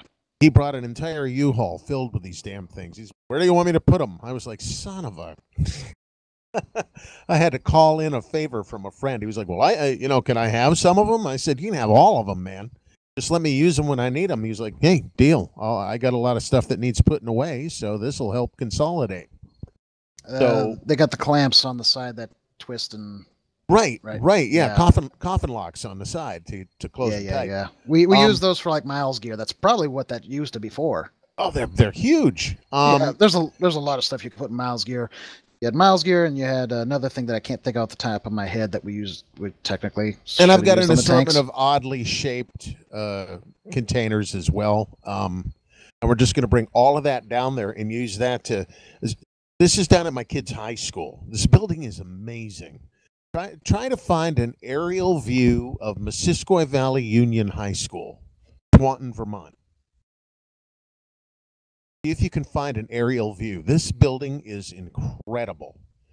And all of the hallways in this place are all curved, rounded, and beautiful. So the whole place, we're going to use the whole school to shoot interiors, exteriors for this star base.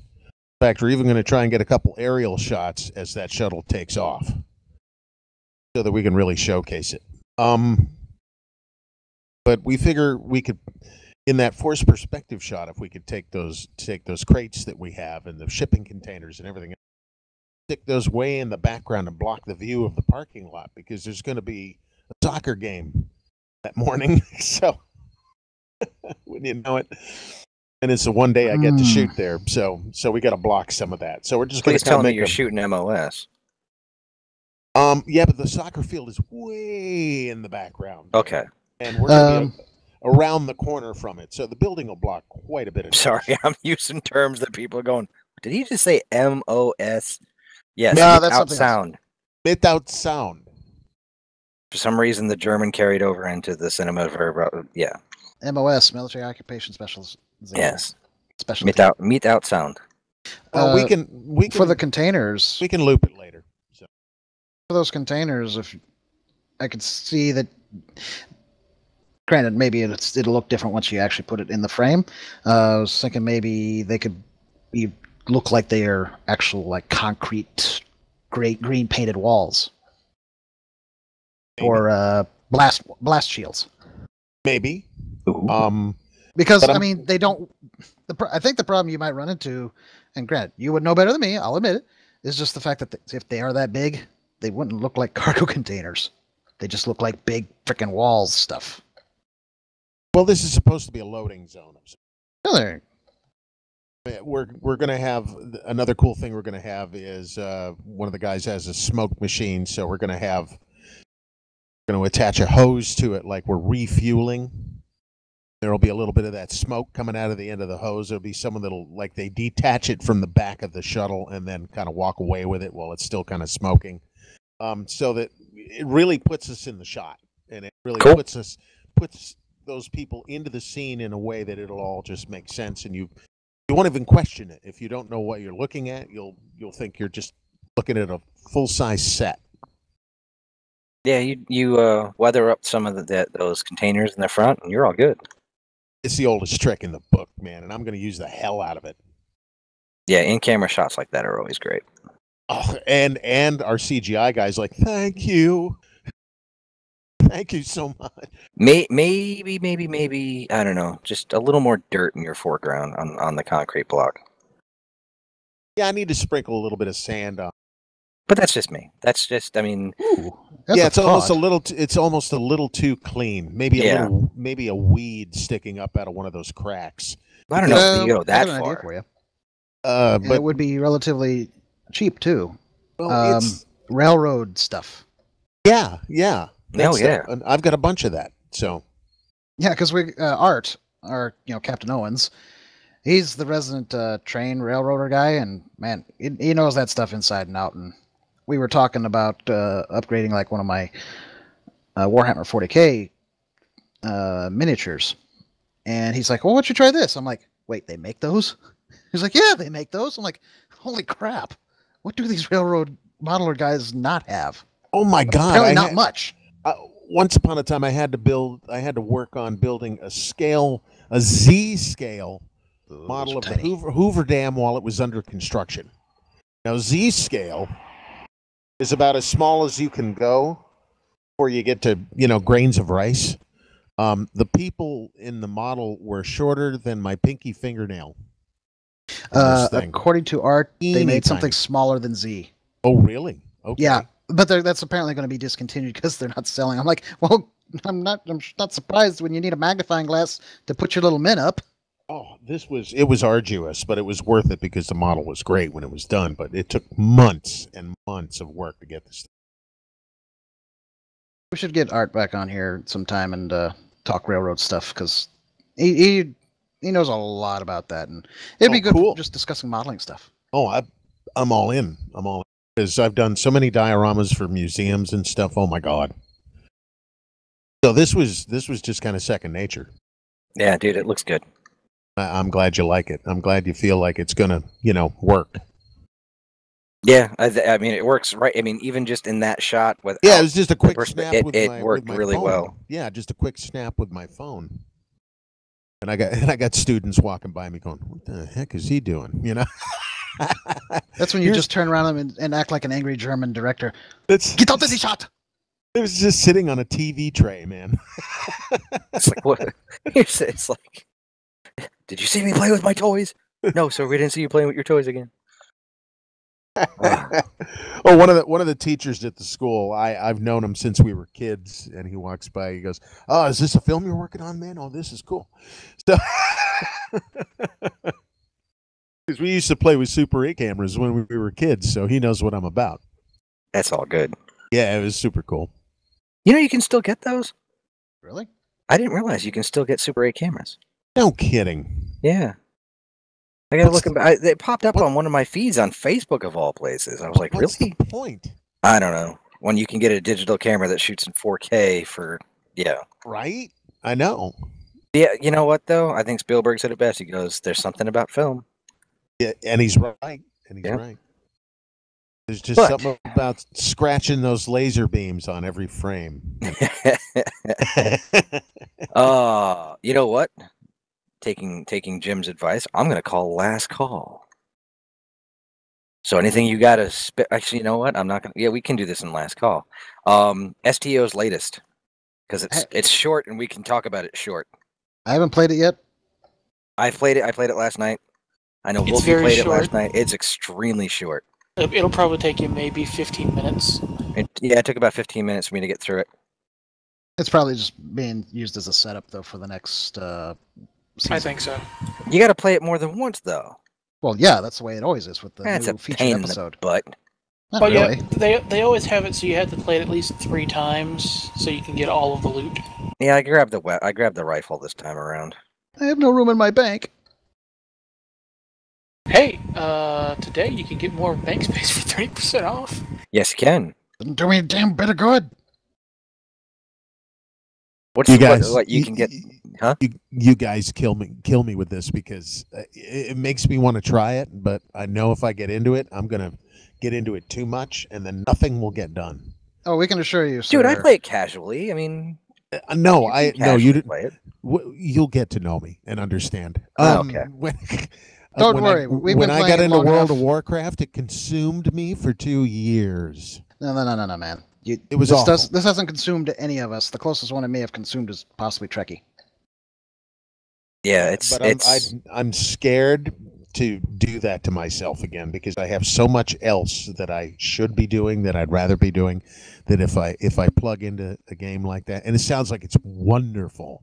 The problem I have, and I haven't heard anything bad about it at all. Everyone seems to be having just a blast with it. yeah, it Well, is fun. we could always break down, into And that the scares bad the hell good. out of me. It scares Well, the there's hell definitely out bad of to me, it. man. Well, you haven't heard anything bad because you know us now. The first 2.5 years of STO were pretty bad. Ooh, we gotta find that original ESC. The original ESD was horrendous. Okay. There was literally a time period. It was originally Cryptic and Star Trek Online was owned by Atari. And Atari's goal with Cryptic and STO was basically, let's see if we can tank this. Ding, there it is. There was literally a year that we referred to as the Year of Hell for STO because there was a 10-month period with no content. That's true. A lot of people got banned temporarily from the forums for pointing it out too.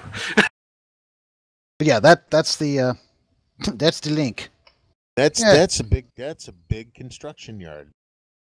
No, that's Earth Space Dock. That's what replaced the iconic one. What? That is Yep. in the future. The iconic space dock was replaced with this thing, which And thankfully they retconned. Here's the thing: they retconned it so it looked like the original floating mushroom, but it still had the same interior. And they retconned how it changed by basically having Q Junior having changed it. Q Junior shows up all the time. And then to retcon the redesign of the interior, we blew up the mushroom and rebuilt the mushroom And the interior. and the interior. So It now looks it's really good. now it's Space Mall 1. It's true. A small one. It's not a lie. It's not a lie. It's literally like being in a giant space mall. There are waterfalls.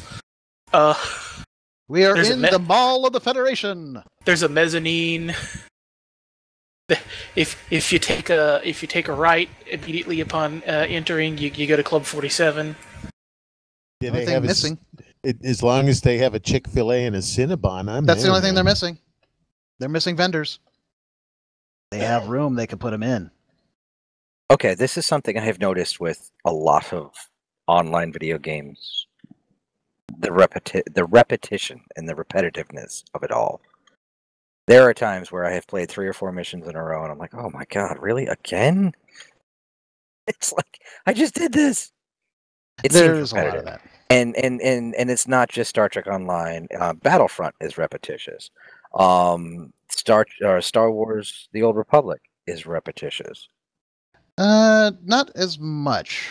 As a matter of fact, when you and I, and the rest of us played way back when, Mm-hmm. it's changed a huge amount. So now, if you want to, you could go in with a brand new character, and within maybe 6 hours, you'll be level 30. Playing Really? nothing but story. Really? Nothing else. Okay. Your 'cause that's story. I was playing a character for a while. I've taken a break since, but basically, I got to level 50, which was the old level cap that you're supposed to reach upon in finishing up your campaign, in Chapter 3. I got to level 50 just after starting Chapter 3. So they're basically, they fixed it up so that you don't have to do the grind. You don't have to do all the extra stuff if you don't want to. You just literally focus on nothing but your class story missions and shoot your way through to get to the actual good, really, really good end content stuff that's out now. Actually, I always enjoyed grinding because it was so cathartic. Well, you could still do that. They're not stopping you. The thing is that the XP Oh, gain is and I get that, significantly diminished if you do that. But you can if you want, because there are achievements you get for doing that. Like, you've killed over 1,000 droids. More droids for the droid god. Droids for the droid god. Hmm. So yeah, it's a lot smoother and faster. And the new stuff that they come out with, like the oh crap, Zakul. What was that? Fallen Empire? The Knights of the Fallen Empire and Knights of the Eternal Throne. Yeah, I haven't played that one yet, but the Fallen Empire though was really good. I enjoyed the hell out of that.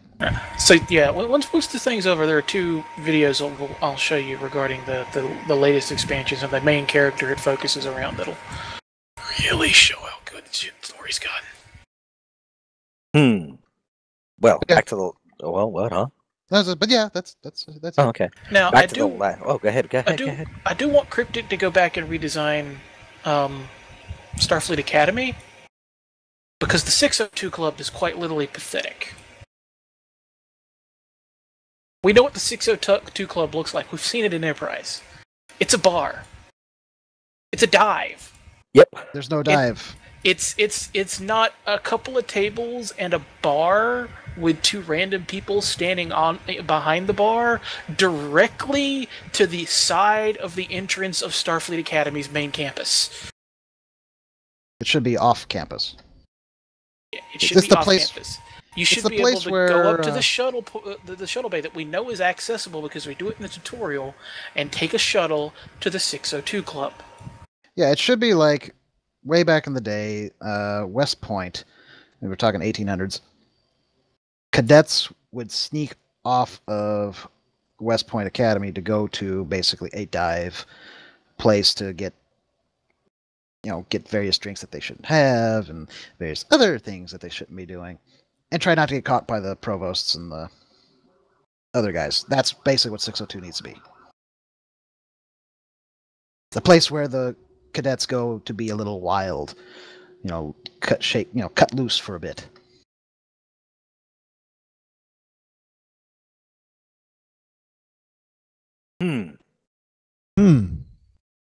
Oh my god, I did not realize this was here. Just going through other bits and stuff we're going to throw out here in our last call, since we are the Geek EZ. Those fans of the Jay and Silent Bob series, I guess Kevin Smith is going ahead with his reboot of Jay and Silent Bob, and Clerks Brian O'Halloran will be part of it. He will appear in it. That's just there. Oh, the silent bobbiting. Silent bobbiting.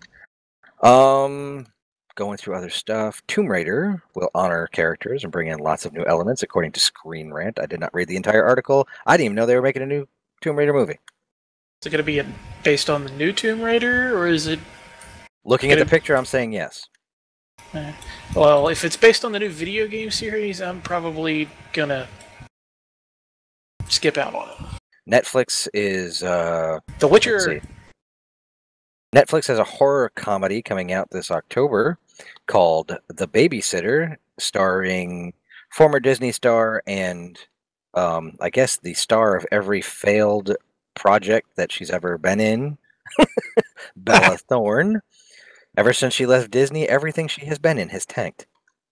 From the Scream series to some other show she had on MTV that lasted like 2 episodes and whatever. She's trying to shed her cutesy little Disney image by going the route of doing everything she can to be dirty and gross, and she seems to be doing it. Problem is, nothing she's doing is wearing it. Let's see. John Landis criticizes Lucasfilm for Star Wars director firings. Maybe he should worry about his own failed career instead. Oh, I'm sorry. I said that out loud, didn't I? Oh, wait. No, that's his son. Man, I don't know if I would call being a multi-millionaire, sitting in the catbird seat as a failure.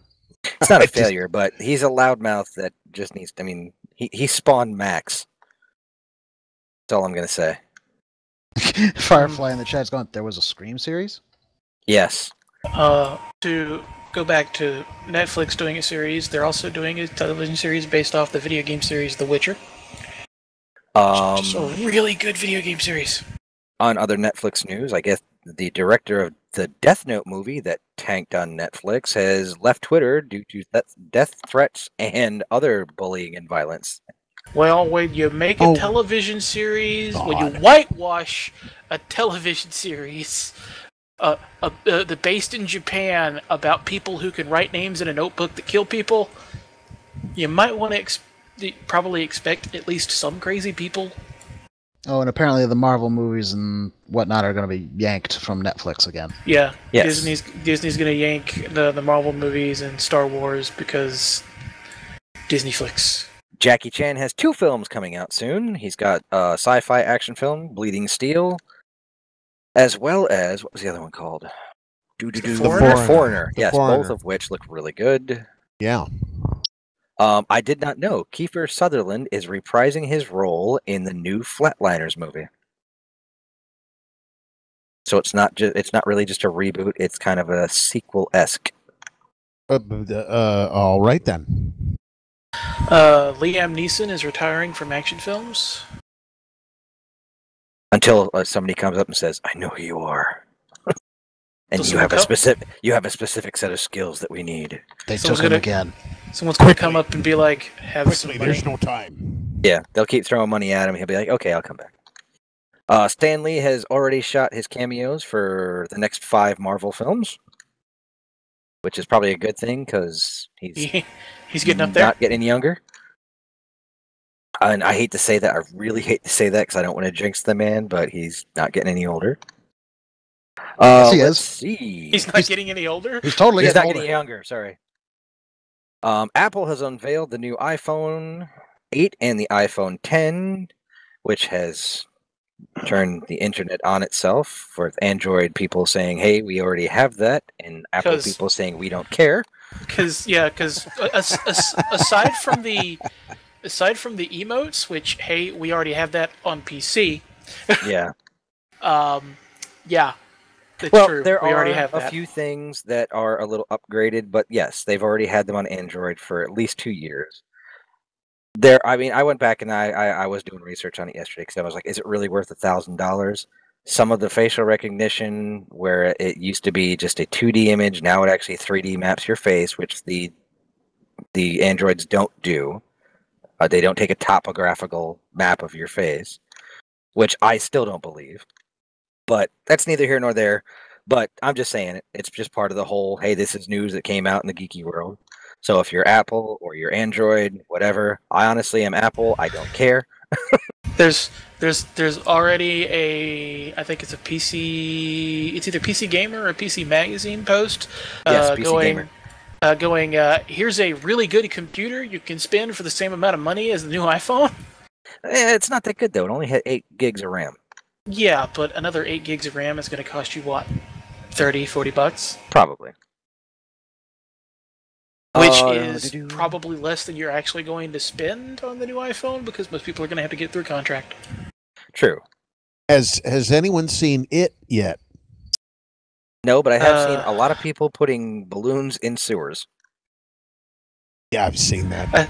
I saw it was a Twitter post by a police agency where they posted a picture of a balloon hanging from the sewer and it's like, no, we already dealt with the creepy clowns last year. We ain't doing this again. Yeah. Pixar just released the trailer for Coco, and I haven't watched it, so there's that to look forward to. It seems like Pixar just grabs ideas right out of the air. I really don't know about this one, but okay. Has anyone heard any more about the new Incredibles film? Aside from the fact that they're making it, no. Hell, they need to hurry up and finish. Jor-El has returned to DC Comics alive and well and stalking his son. That's not creepy at all. No, not at all. You have to wonder where he got it from the Superman Returns. Trying to think of anything else that I needed that was just left there that you can go look for yourself. I think that was about it. Do up, diddly up, do up. R2-D2 is going to be featured in the new Star Wars comic book. The Last Jedi novelization not releasing until March of 2018, which is not a surprise. They did that with Rogue One as well. It didn't come out right away. Spawn reboot said to be a low-budget superhero film. Well, that makes sense since the first one was a low-budget superhero film too.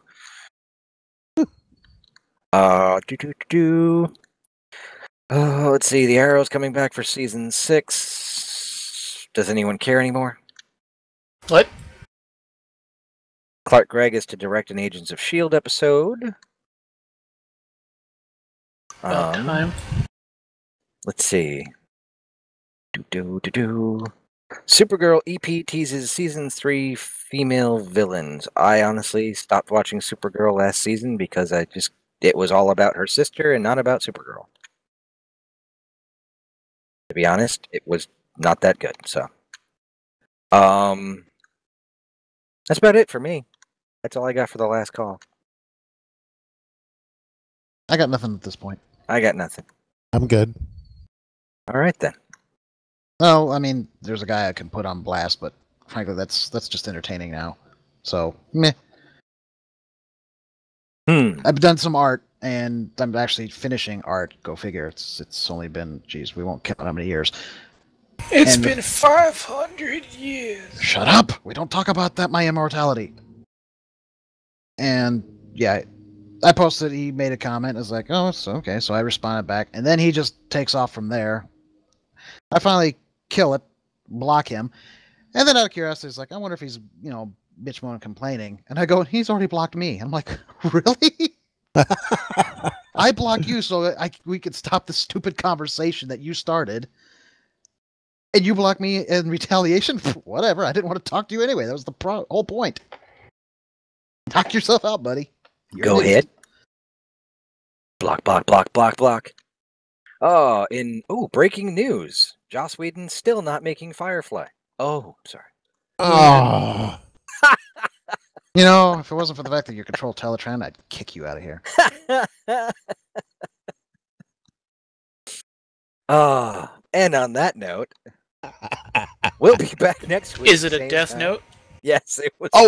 But that was the death note to this was episode. The death note. That was more like a brown note, I think. We haven't come up with titles for the last few episodes. No, we haven't. I just kind of threw them up on YouTube and on Twitch and just kind of left it there. Wearing Ron Perlman or the death note.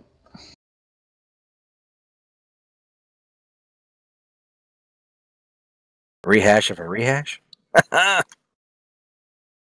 Smoking the hash. Anyway. Wearing Ron Perlman or JJ does it again.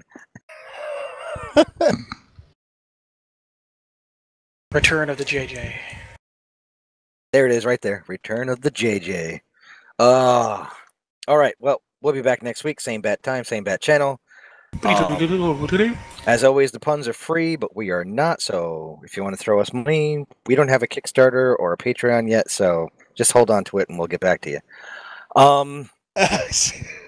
Let's see. You can follow us on Facebook and Twitter. That's subtle.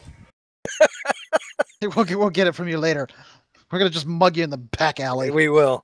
Well, we are Speakeasy, so we'll leave you a bottle of Qui-Gon's gin. There we go. Consolation prize. When we reach, let's see. You know what? We're gonna have to reresurrect Bob. He's not dead yet. He's not dead, but we're gonna have to bring him back. He's just enjoying his racing career. Yes, well, he's gonna have to injure himself or something and have to make an appearance. No, the problem is that his competitors keep getting injured. Plus, he's got a hell of a modeling career. Okay, well, he is a very handsome-looking Rancor. He really is. We have to bring him back. He also we will have to have shades of. We'll have to have a Shades of the Wookiee Cantina. Shades of the Wookiee Cantina. Yes. We will have to have a Shades of the Wookiee Cantina, like revival episode or something. It's going to be the same thing. Pretty much. It's pretty much the same thing. This is exactly it, except every once in a while I do the Obi-Wan voice. To my competitors on the other side of the table, why don't you go outside and play a nice game of hide and go bleep yourself? Exactly. Oh my! Oh, Jim's never heard that. Oh no, he hasn't, and I will have to do it for him after the show because I am not going to be the one that gets us that rating tonight. Let's see Facebook and Twitter. It's at the Geek EZ. On Facebook, it's just facebook.com/the Geek EZ. Pretty easy that way. Find us there. We're on Google Plus, unfortunately. And look for in the not very near, but the near future, we will be having a website go up soon. I hope. But aside from that, I'm done. I'm out. Say goodnight, boys. Good night, boys. Peace. What the hell happened to Alistair?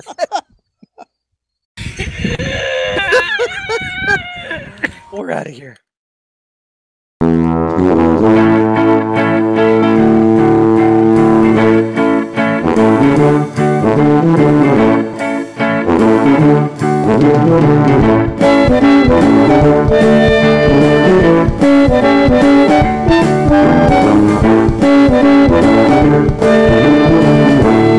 Here's where the crazy echo comes in. I have not figured this out yet. Thanks for joining us at the Geek EZ. We have some big changes coming down the road, but to find out about them, you have to hit that subscribe button. You can also follow us on Facebook and Twitter to find out what's new and what's coming down the road. So do us a favor, subscribe. Don't understand why it sounds like that, but do us a favor, folks. Subscribe.